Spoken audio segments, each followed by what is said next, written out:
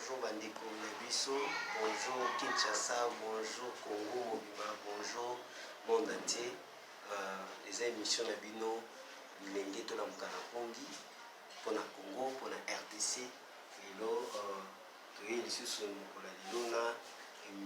invité na biso ya malamu donc tolobaki pour na Congo to koloba tina suka. Yango pour la koloba surtout si bas sujet oyo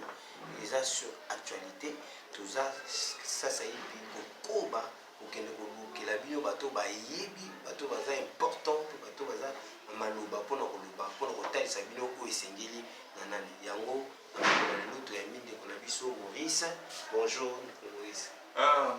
Bonjour monsieur le journaliste. La sepeli po ezamba la nanga ya liboso ya koyambama na émission bilenge tolamuka pona Congo. Merci beaucoup. Soyez les bienvenus. Merci. Ça c'est plutôt gros melate ndeko na biso Maurice. Sepeli ko ya lelo awa. Naza na esengo makasi ya ko participer na émission po eza pona kolamusa jeunesse congolaise. Je suis content. Merci beaucoup ndeko na ngai. Makambo ezo lekama mingi na kati ya mboka na biso e mikolo ezalaki lekaki koto oyo awa bato nyonso bayebi eza dossier bane kovenir awa eza bapolisier babomi bapolisier basali bapolisier babomi makambo esalami ebele vraiment oyo esali mpasi na motema mais eloko esali biso ke tobengisa yo so totuna yo motuna parce que tomoni bapolisier ya mokonzi moko ya monene na mboka oyo abomaki médecin et après cela tout le monde m'a interpellé ndeko ministre provincial intérieur na biso mpona yo eza malamu to mpe eza mabe lobela nanu bana mboka bayo. Ndeko journaliste eloko nyonso eza neti ya liwa eza eloko ekopesa esengo te toyebi ke mbala ebele totikali kosouffrir na likambo etali bandeko na biso kokufa po mobeko likonzi ya mboka elobeli ke vie ya moto ya congolais ezali sacré mais komona ke na mikolo misato baoyo batiami mpona kobatela bomoi ya bacongolais bauti kolongola bomoi ya baoyo bazali kosengela kobatela esali vraimen mpasi. Yango wana vraiment vami na mpasi yango momeki tolobaki no tokoloba merci beaucoup biso mpe tomoni acte wana ya kokointerpele mokonzi eza eloko moko bande kosalama liboso te ya ndeko na ngai. Ndeko journaliste likambo wana esalenga vraiment mpasi de façon que okotalaki motu oyo azalaki batie na esika na ebonga mpona oyo etali sécurité ya ville province ya Kinshasa mais bato oyo bambolombolo oyo bazalaki mpona ye po babatela bomoi na ye akende komema bango na esika publique mpe bato wana bamema liwa. Je crois que la responsabilité ya oyo mokonzi wana ezali engagé donc justice ezali na raison ya kointerpelle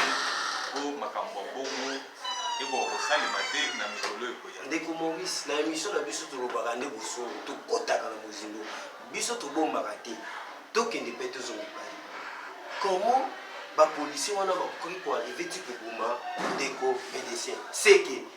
baordre wana eutaki epa mokonzi na bango. Bon, na minute oyo comme biso nyonso totangi toyebi lolenge justice etambolaka tokoki koloba te ke ye nde moto apesi ordre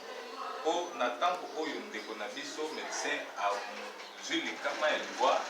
ye azalaki te mais eloko oyo esalaki ya mpasi ezalaki ke ezali bato oyo bazalaki komi na garde na ye epuis batamboli na mutuka oyo ya escorte na ye epuis liwa wana ekomi na mutuka oyo ya ye oyo leta azopesela carburant po batambwisa ye na nzela na oyo basengi escorte mais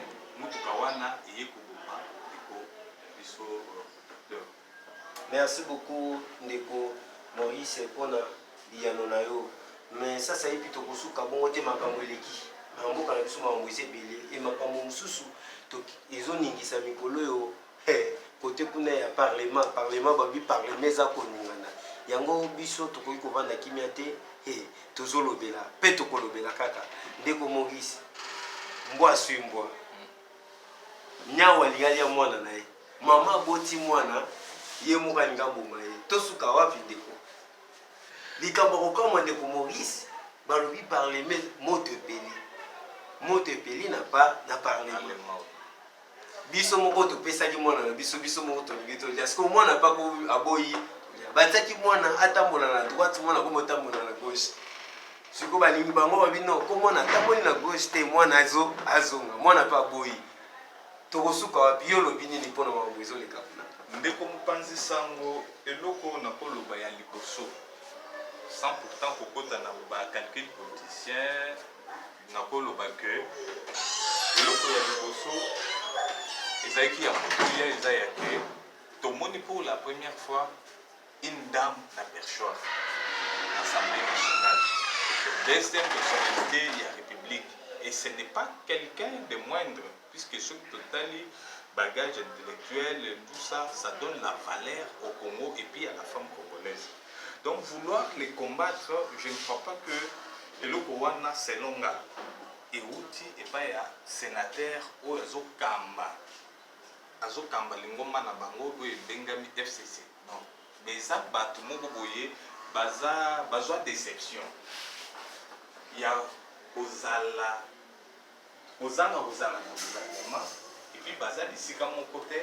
alors comme se retrouver na parti politique oyo mo sénateur azali mokonzi nde bakomi kojouer na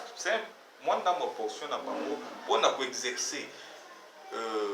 pression sur d'autres disons, les ministres de leur famille bato nyonso babimi na famille na bango mais selon ngai nazomona on dirait ezali eloko moko même sénateur aza nsima na yango te eza calcul ya bato wana ils sont baza vraiment en perte de vitesse alors pour comme esika na bango wana il faut maintenant créer des histoires comme ça pour maintenant refaire revivre encore l'image du Sénégal.